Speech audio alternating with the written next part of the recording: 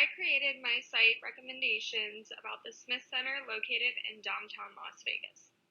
I recently moved away from this area and wanted to create some recommendations based on my experience living and being physically active in this area.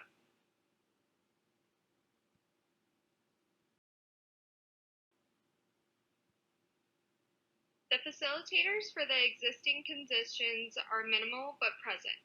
There is one transit option open to the public, which is a bus ride from the Smith Center to a total of 5 drop-off locations in downtown Las Vegas near the Fremont Street Experience. Along with this, there are some open parking garages that remove vehicles from being parked on the streets, with a valet option for the Smith Center on nights when events are going on. There are also a few traffic calming measures that are already in place. This includes a few massive speed humps on the road directly next to the Smith Center.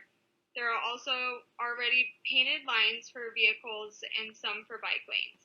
The road conditions in this area are very good and easy to reconstruct.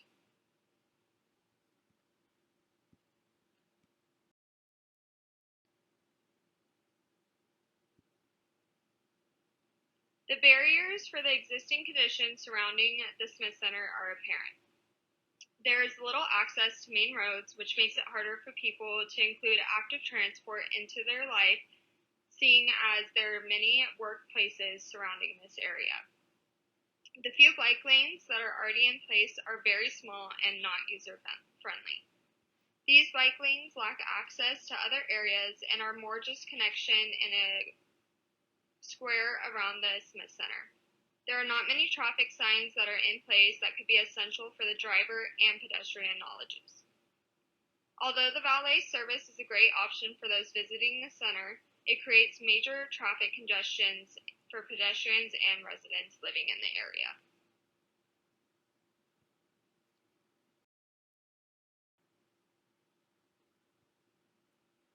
Some recommendations for bike access are listed.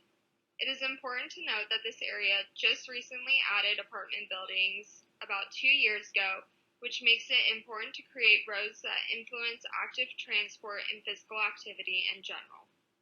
Implementing wider bike lanes would provide a safer feel for pedestrians, and including more curb bulbs will allow for active transport to be influenced even during the nighttime. It would also be important to connect these added bike lanes to the surrounding areas to make sure people do not rely solely on vehicles for transportation to nearby areas. There is a mall nearby this area, which, unless bike lanes are included, is hard to access. Curb ramps should also be included to make for an easier transition from bike lanes to the sidewalks.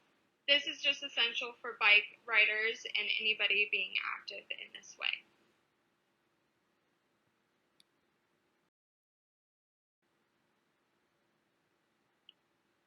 Some recommendations for the speed control in the areas surrounding the Smith Center are listed. It is important to note, along with residential living in the area, there are also many events that occur throughout a week at the Smith Center, along with a lot of workers coming in and out as people work in the building or surrounding the building. This all just increases the traffic that happens in the area. By implementing speed cushions, it would slow down the overall speed of vehicles in the area, and by including more marked crosswalks that would be needed to include for pedestrians to feel safer walking around the area. A street closure will be essential when the reconstruction of the streets are being done, but it would be even more helpful to have some street closures made on the nights of big events that are happening at the center, as many people that are trying to go home can't get through the street. So by including a street closure, it will provide for just pedestrian and residential access.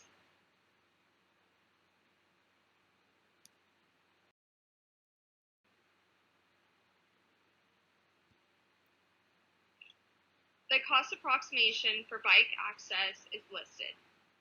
For 2 bike lanes to be included, it would be about $10,000. And for 6 curb bulbs to be included, it would cost about $60,000. and for 4 curb ramps to be included, this would cost about $6,000. This would give an overall total of $76,000 that would be spent for bike access recommendations in the area surrounding the Smith Center.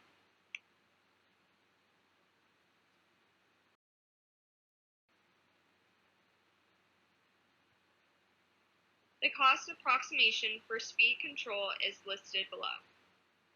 For 4 speed cushions to be included, it would cost about $10,000.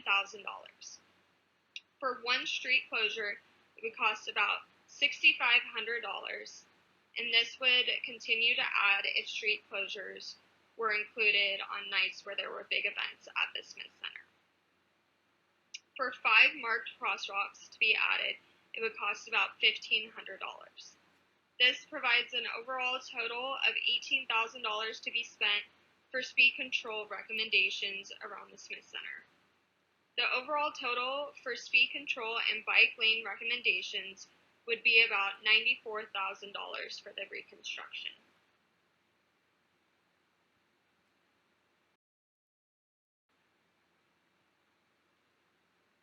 The priorities for the implications of bike access recommendations is listed below. The top priority would be the inclusion of larger bike lanes, which acts as an overall influence to active transport or just simple physical activity.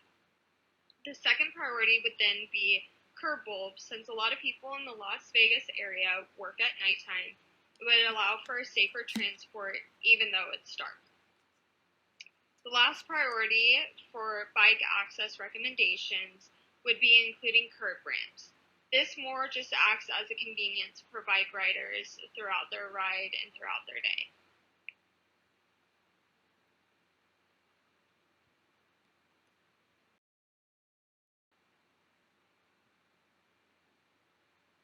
The priority for the implications of speed control recommendations is listed below. The top priority would be speed cushions, since the overall speed of vehicles needs to be slowed down in this area, and this would allow for a safer feel of pedestrians just walking around. The second priority would be including marked crosswalks, which would influence physical activity and allow for a safer time doing so. Not many people around the area choose to walk around, as there are only 2 crosswalks already included, so by including more, it will just influence active transport, physical activity, and allow for people to feel safer. The last priority would be the street closure. Although this would need to happen prior to the reconstruction, street closures for the center's events would not be of top priority.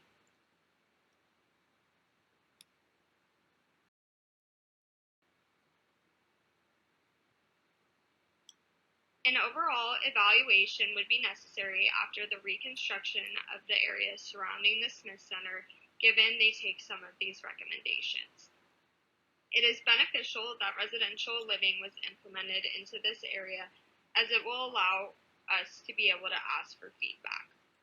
A survey would be sent out to the residents of the area asking for their reviews of the reconstruction. The survey could include simple yes and no answers and just any added on information they would like to give, along with any recommendations they have for the area, as they are the ones living around and being physically active and including active transport into their life. Along with residents, surveys could be sent out to the workers in this area asking for their reviews as well. Prior to residential living being included in this area, a lot of people work at the Smith Center or across the street from it. A lot of buildings are around where people work. So asking workers for their feedback and their reviews and how it has positively impacted their life would be essential just for the overall happiness of the area.